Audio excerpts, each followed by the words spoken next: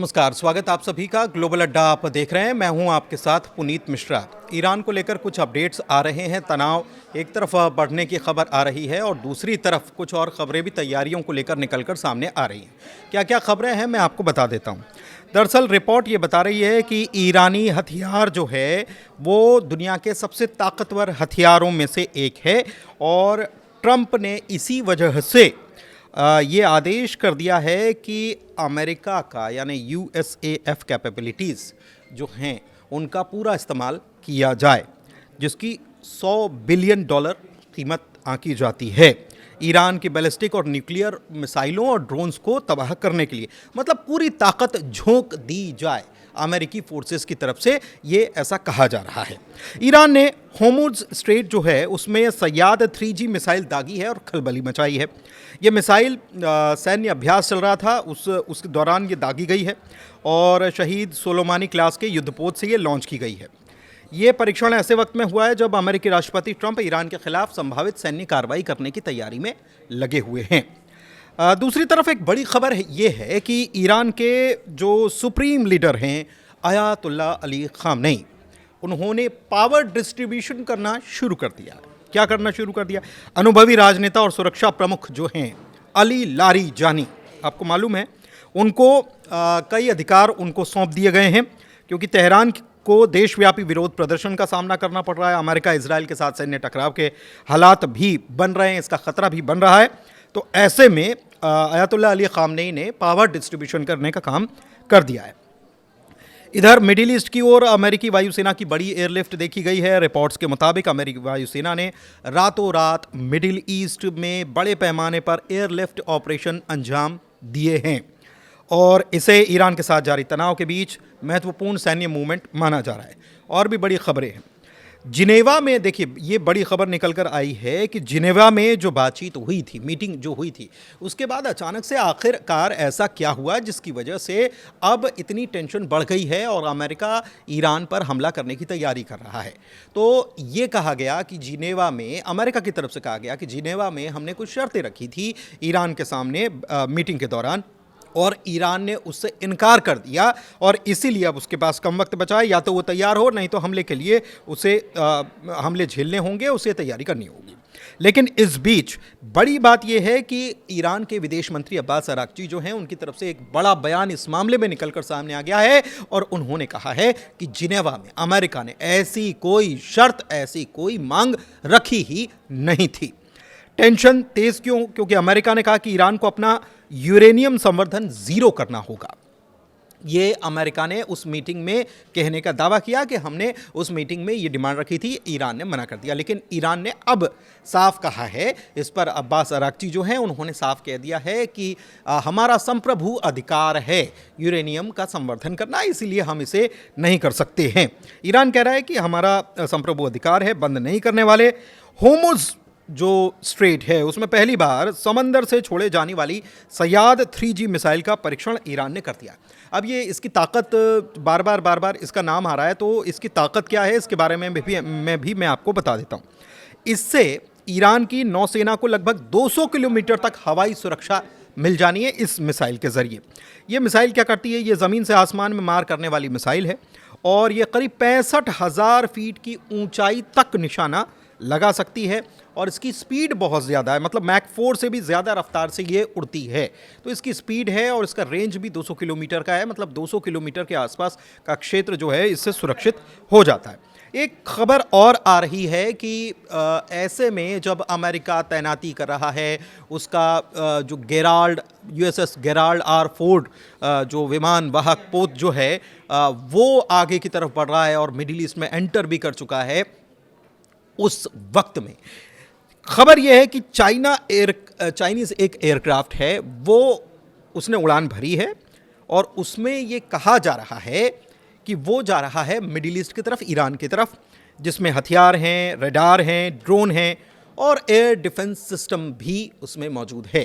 तो ये सप्लाई करने के लिए जा रहा है, ऐसा कहा जा रहा है।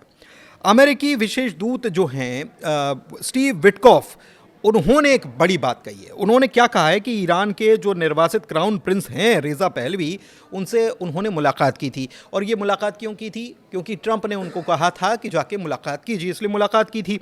और उन्होंने ये भी कहा कि बैठक चर्चा का हिस्सा थी, लेकिन इस बात पर उन्होंने जोर दिया कि अमेरिका नीतिगत फैसले जो है वो ट्रंप की नीतियों से जुड़े होंगे। अमेरिका के मतलब ईरान में सत्ता परिवर्तन की बात चल रही है यहाँ पर कि रिजीम अगर बदला जाता है तो क्या रेज़ा पहलवी होंगे, तो नाराज़ चल रहे हैं डोनाल्ड ट्रंप, ऐसी खबरें आ रही थी।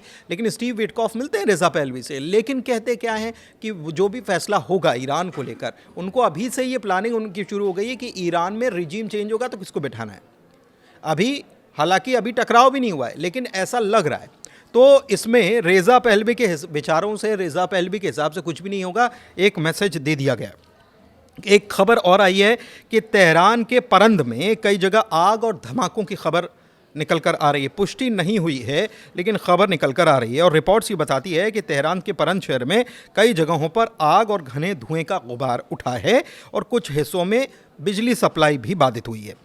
कुछ लोगों का ये भी कहना है कि कुछ धमाके जैसी आवाज़ सुनी गई, जिस इमारत के ऊपर धमाकों की आवाज़ सुनी गई उसके ऊपर से एक जेट विमान उड़ता हुआ दिखाई दिया, ऐसा कहा जा रहा है। पुष्टि नहीं हुई है।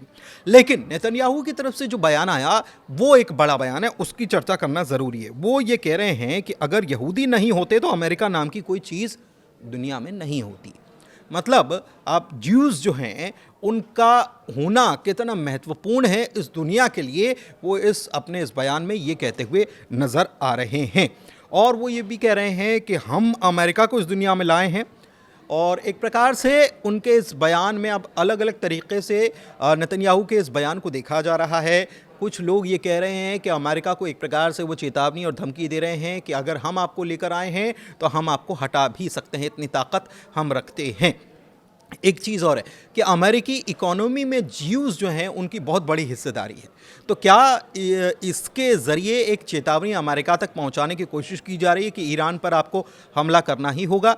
ये नेतन्याहू के बयान के क्या मायने हैं, इसको थोड़ा सा समझने की ज़रूरत है। कई इसके एस्पेक्ट्स हो सकते हैं।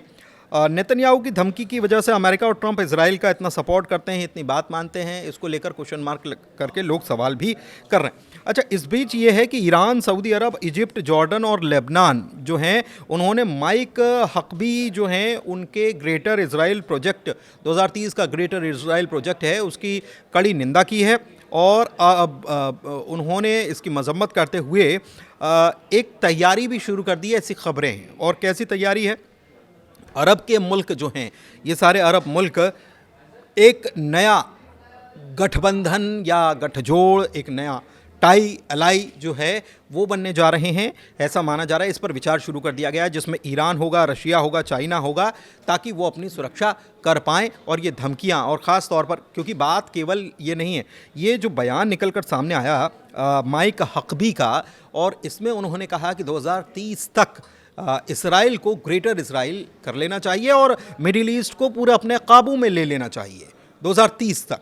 तो अगर उनका ये बयान है तो ये केवल ईरान को लेकर नहीं है, ये बयान जो है ये आसपास के मिडिल ईस्ट के जितने भी अरब मुल्क हैं उनको लेकर भी है। तो उनको भी अब ख़तरा महसूस होने लगा है, जिस खतरे के बारे में ईरान पहले से आगाह कर रहा था।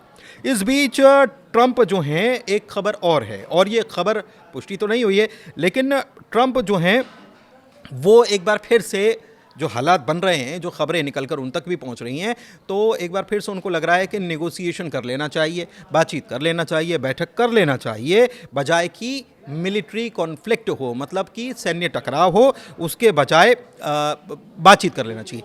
क्यों कर लेना चाहिए? क्योंकि अमेरिका के अरब के साथ जो ताल्लुकात हैं, कहीं उस पर इसका असर न हो जाए, इस बात की चिंता भी है उनको कि ऐसा ना हो कि असर हो जाए। क्योंकि पीट हेग्सेथ जो हैं वो कह रहे हैं कि ईरान और अमेरिका के बीच में जो वॉर छिड़ता है तो अमेरिका के इससे हित प्रभावित होंगे, डॉलर पर इसका विपरीत असर होगा और दुनिया को करीब 24 ट्रिलियन ग्लोबल लॉस उठाना पड़ेगा।